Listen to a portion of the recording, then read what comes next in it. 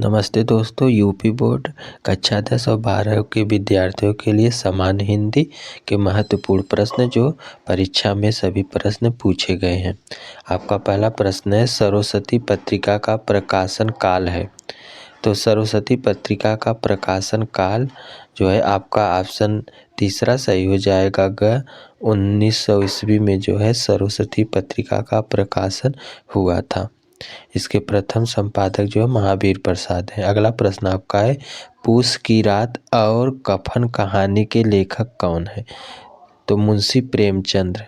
Option तीसरा आपका सही हो जाएगा। मुंशी प्रेमचंद्र जो है पूस की रात और कफन कहानी के लेखक हैं। मुंशी प्रेमचंद्र सही हो जाएगा। अगला प्रश्न आपका है, जहाज का पक्षी किसके द्वारा रचित है?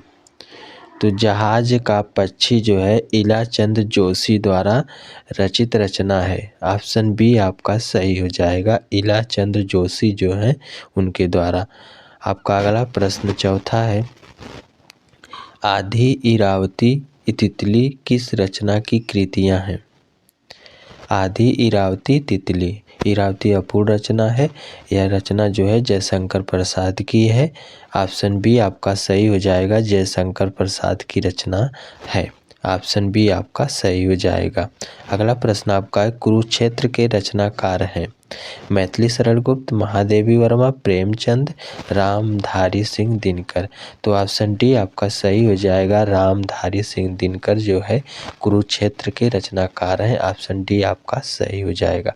अगला प्रश्न आपका है, क्षेत्र का तत्भव रूप है?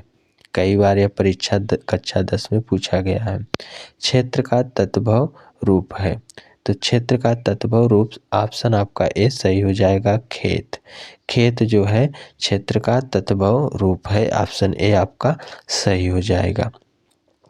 अगला प्रश्न आपका है, करुण रस का अस्थाई भाव? तो करुण रस का अस्थाई भाव आपका शोक होता है। ऑप्शन डी आपका सही हो जाएगा। यूपी बोर्ड के लिए महत्वपूर्ण प्रश्न है सभी कक्षा 10 के विद्यार्थियों के लिए। ऑप्शन डी आपका सही हो जाएगा। अगला प्रश्न आपका है, बहुव्रीहि समास का उदाहरण नहीं है? तो पीताम्बर, विस्तर, पवन पुत्र, ये सब तीनों जो है बहुव्रीहि समास का उदाहरण है। ऑप्शन ए आपका स्वर्ण कलश जो है यह बहुव्रीहि समास का उदाहरण नहीं है। ऑप्शन ए आपका सही हो जाएगा। अगला प्रश्न आपका है, बहुव्रीहि समास का उदाहरण है?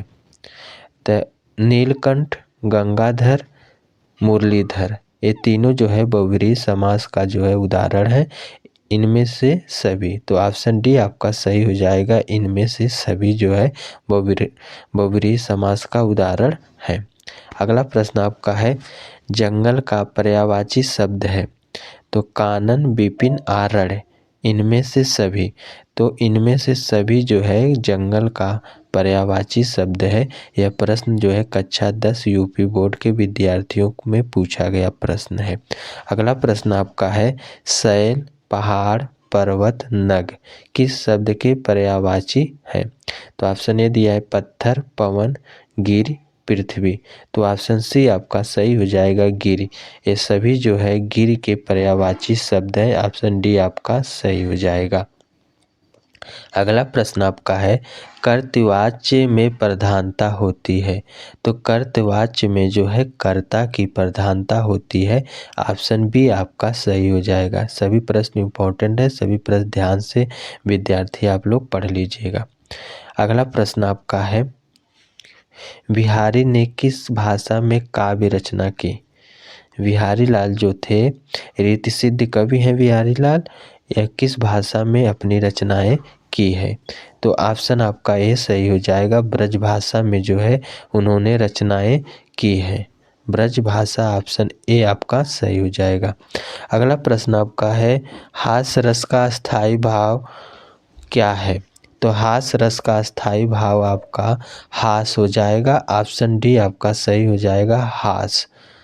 ऑप्शन डी आपका सही हो जाएगा। हास जो है हास्य रस का स्थायी भाव है। अगला प्रश्न आपका है, आँख का पर्यायवाची शब्द है? तो आँख का पर्यायवाची शब्द जो है नयन होता है। ऑप्शन सी आपका सही हो जाएगा, नयन। ऑप्शन सी आपका सही हो जाएगा। अगला प्रश्न आपका है, पृथ्वी का पर्यायवाची शब्द नहीं है। यह सभी प्रश्न जो है परीक्षा में पूछा गया है, सभी प्रश्न जो है परीक्षा में पूछे गए हैं। ऑप्शन डी आपका सही हो जाएगा। प्रसून जो है यह पृथ्वी का जो है पर्यायवाची शब्द नहीं है। ऑप्शन डी आपका सही हो जाएगा। अगला प्रश्न आपका है, बैताल पचीसी किसके द्वारा रचित है? बैताल पचीसी किसके द्वारा रचित है?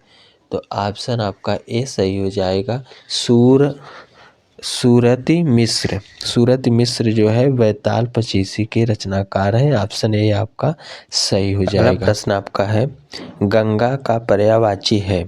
तो गंगा का पर्यायवाची सूर, जलयान, गगन, सूरसरी। तो ऑप्शन डी आपका सही हो जाएगा। सूरसरी जो है गंगा का पर्यायवाची शब्द है, सूरसरी। अगला प्रश्न आपका है, पक्षी का पर्यायवाची है। पक्षी का पर्यायवाची है तो विहंग, वामा, गज, मराल। मराल जो है हंस का पर्यायवाची है, गज हाथी का है। तो ऑप्शन ए आपका सही हो जाएगा। विहंग जो है पक्षी का पर्यायवाची शब्द है। सभी प्रश्न पूछे गए हैं परीक्षा में। अगला प्रश्न आपका है, पंचवटी में प्रयुक्त समास है। तो पंचवटी में प्रयुक्त समास आपका ऑप्शन ए सही हो जाएगा। द्विगु समास है। यह जो है प्रथम पद संख्यावाचक होता है, तो इसलिए इसमें जो है द्विगु समास है। ऑप्शन ए आपका सही हो जाएगा। अगला प्रश्न आपका है, पीपर पात सरित मंडोला पंक्ति में अलंकार है। तो इसमें जो है आपका ऑप्शन सी सही हो जाएगा। उपमा अलंकार है। पीपर पात सरित मंडोला में जो है उपमा अलंकार है। ऑप्शन सी आपका सही हो जाएगा। कई बार यह प्रश्न परीक्षा में पूछा गया है। अगला प्रश्न है, एक घूट के रचनाकार है। एक घूट के रचनाकार है। तो ऑप्शन आपका डी सही हो जाएगा। जयशंकर प्रसाद जो हैं एक घूट के रचनाकार हैं। ऑप्शन डी सही हो जाएगा। इनकी महत्वपूर्ण रचना है कमायनी। अगला प्रश्न है, चौपाई के प्रत्येक चरण में मात्राएं होती हैं। चौपाई के प्रत्येक चरण में मात्राएं होती हैं। तो मात्राएं जो है 16 मात्राएं होती हैं। ऑप्शन बी आपका सही हो जाएगा। चौपाई के प्रत्येक चरण में 16 मात्राएं होती हैं। अगला प्रश्न आपका है, राम की शक्ति पूजा किसकी रचना है? इम्पोर्टेंट प्रश्न है, कई बार परीक्षा में पूछे गए हैं। राम की शक्ति पूजा जो है सूर्यकांत त्रिपाठी निराला जी की रचना है। ऑप्शन ए आपका सही हो जाएगा। सूर्यकांत त्रिपाठी निराला। अगला प्रश्न है, तार सप्तक के कवियों को अज्ञे ने क्या कहकर संबोधित किया है? तार सप्तक के कवियों को अज्ञे ने क्या कहकर संबोधित किया है? तो राहु के अन्वेषी। ऑप्शन ए आपका सही हो जाएगा। राहु के अन्वेषी। अगला प्रश्न है, ध्रुव स्वामिनी किस विधा की रचना है? तो जयशंकर प्रसाद की रचना जो है यह नाटक है। नाटक विधा की रचना है। ऑप्शन सी आपका सही हो जाएगा। यह नाटक है। अगला प्रश्न आपका है,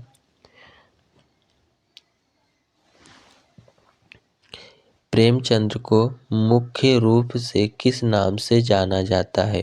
यह प्रश्न भी परीक्षा में पूछा गया है। प्रेमचंद्र को मुख्य रूप से किस नाम से जाना जाता है? तो ऑप्शन बी सही हो जाएगा। उपन्यास सम्राट के नाम से जाना जाता है। वीडियो कैसा लगा कमेंट करें और सब्सक्राइब